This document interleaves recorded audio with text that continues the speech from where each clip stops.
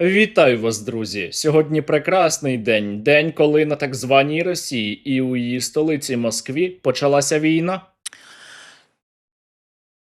Это война. Это война. Сьогодні Сили безпеки та оборони України здійснили масовану комбіновану атаку на російські об'єкти як на тимчасово окупованих територіях України, так і у глибині так званої Росії. Згоріла нафтобаза іще у Ростовській області, але, звісно, найприємніші кадри були із Москви. Туди летіло дуже багато. Хочется движухи.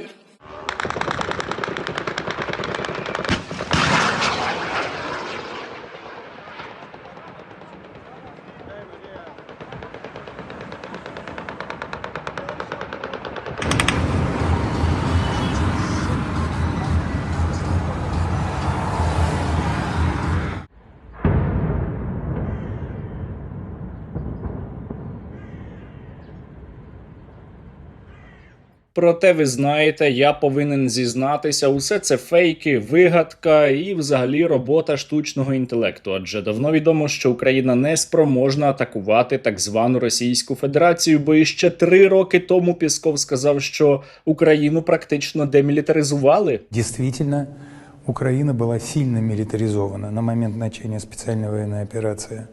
И, как вчера сказал Путин, одной из задач была демилитаризация Украины. Фактически эта задача во многом выполнена. А навіть якщо якийсь український дрон і проривався до Москви, то все одно російська ППО відпрацювала відмінно.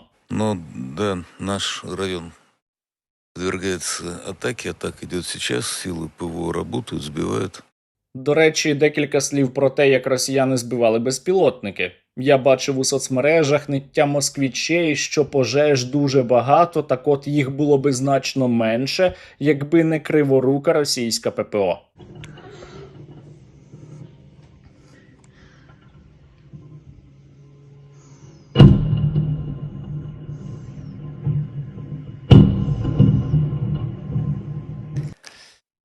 Да.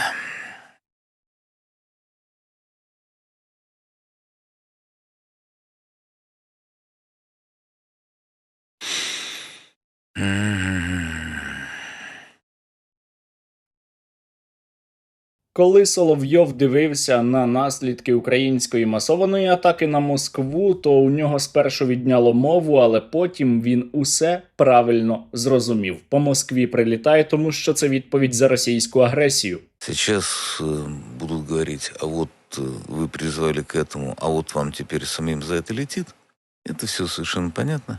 Сьогодні однозначно свято. І з цієї святкової нагоди я закликаю вас допомогти українському війську, бо це дуже важливо. Тим паче, що ви можете виграти сьогодні ось оцю красу – принт картини Дмитра Кришовського, українського художника, на якому зображено палаючу Москву. Я його підписав, і він може стати вашим за донат від 100 гривень на банку, яка є в описі до цього відео та у першому закріпленому коментарі. Ну а для того, щоб не пропустити майбутню трансляцію громадянської війни на так званій Росії, обов'язково підпишіться зараз на мій канал. І ще, я розумію, що усім надзвичайно приємно дивитися, як палає Москва, і це певною мірою психотерапія, але якщо вам потрібна допомога спеціаліста, то звертайтеся до сервісу «Розмова». Деталі також є в описі до цього відео. Сьогоднішня атака на столицю так званої Росії, на Москву, стала наймасованішою за увесь час російсько-української війни.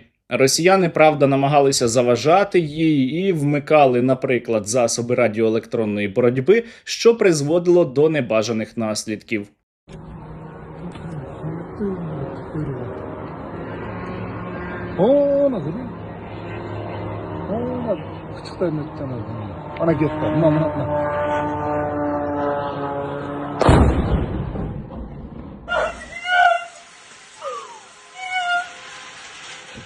Внаслідок української атаки у аеропортах Москви настав тотальний хаос. Їх усіх закрили. Москвичі не змогли ані полетіти, ані прилетіти. Наразі у столиці так званої Росії затримали або скасували близько 500 авіарейсів. До речі, наш спеціальний кореспондент із місця подій повідомив, що було атаковано далеко не тільки московський нафтопереробний завод, а й ще низку інших об'єктів, частина з яких загорілася через роботу російської ППО.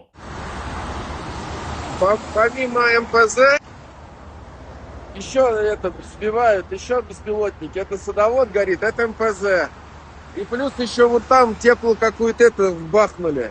И вот еще ТЭЦ бахнули на МКАДе. Наш іще один спеціальний кореспондент, корінний москвіч, повідомляє, що встановлення засобів ППО на дахи московських будинків не дуже допомогло. Mana shu binoda tomida turibdi. Mana. Hozir. Отож, як ми могли із вами з'ясувати, ніякої атаки насправді не було. Усе це фейки, вигадки української пропаганди, а навіть якщо і було, то усі безпілотники збили, а на НПЗ падали обломки. Але ви уявіть, якщо усього лише 1 із 1000 дронів прорвався, а вже такі наслідки. Сегодня количество беспилотников, которые пролетели через систему противовоздушной обороны всех рубежов Москвы, составляет 1/1000. Я сьогодні витратив багато часу на те, щоб передивитися кадри палаючої Москви, і зізнаюся, я не міг зупинитися, це дуже красиво. Але особисто мені найбільше сподобалися ось оці кадри, коли після влучання українського дрона на одній із бочок буквально злітає у повітря плаваючий дах.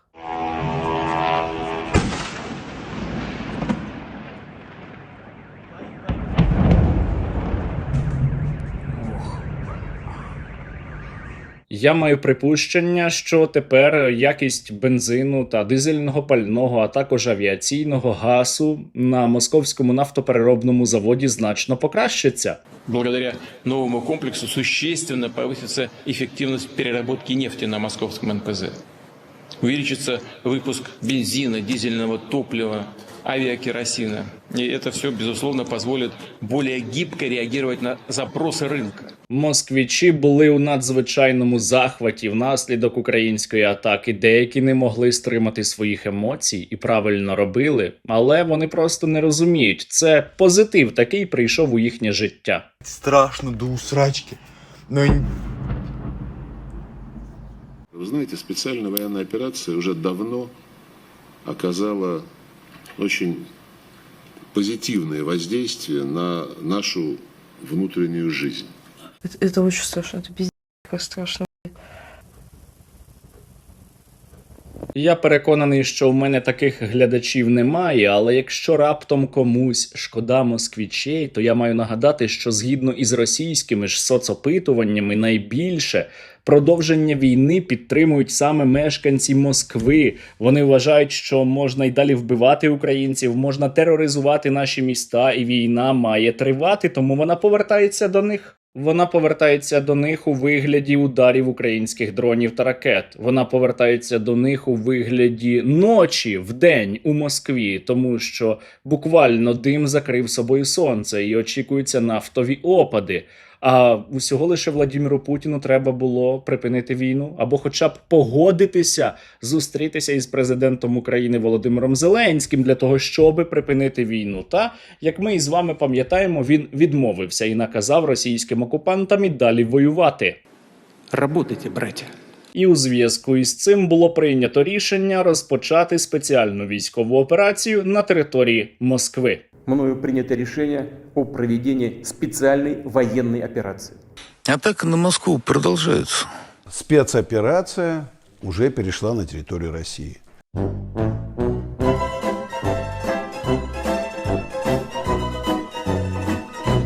До речі, про Владіміра Путіна. Він абсолютно відірваний від реальності поїхавший дегенерат, але для нас із вами це зовсім не новина. Так от оцей щасливий дєдушка дуже розлютив росіян, тому що він сьогодні поперся на один форум за кордон і там посміхався, був дуже радісним, і росіяни почали запитувати, чи він живе у вакуумі, скільки можна гратися у СВО, і що Владімір Путін взагалі не зрозуміло, чим займається, кажуть росіяни.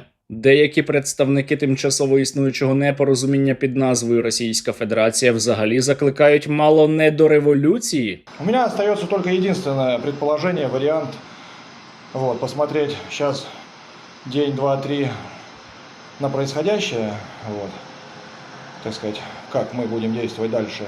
И если опять же будет вот это вот дочево, вариант один, собираться в кучке, приходить в центр Москвы, собраться где-то в центре, возле Министерства обороны, возле Кремля и задать вопросы. Ні, ну які питання тут можна взагалі ставити? Хіба не видно, що спеціальна військова операція йде за планом, за графіком, а навіть якщо і ні, то тоді Владимир Путін як дістане свого немитого орешника, як почне усіх навколо лякати, тільки навіть самі росіяни визнають, що це не працює. А так получается, вот мы применили орешник, ну вот, ну и чё? И все. Ну, вы понимаете, что такие, ну, мы сейчас опять применим орешник, опять.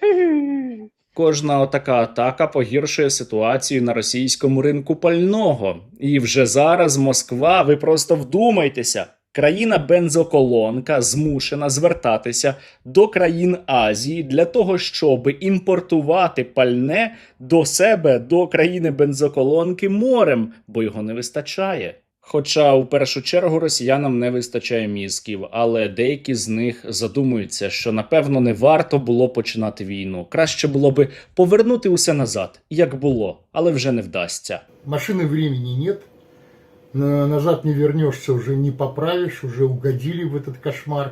Російські мерзоти не хочуть припиняти війну. Звісно, це Владимир Путін прийняв рішення її продовжувати, але росіяни не виступають проти цього, росіяни не протестують, тому росіяни будуть отримувати відповіді, тому росіяни будуть отримувати наслідки на своїй же країні, на своїй же території, поки що на своїй. Це літо буде дуже спекотним. Ждет нас всех очень тяжелое лето, надо его пережить. Не треба їм переживати літо. Щоб росіяни не дожили до осені, потрібна ваша допомога. Дякую за те, що ви постійно її надаєте, адже завдяки вам наші воїни за минулу добу отримали іще 150 нових FPV. Бажаю міцного! Ми бійці 46-ї окремої аеромобільної бригади роти безпілотних систем підрозділу Злюки-Бобри.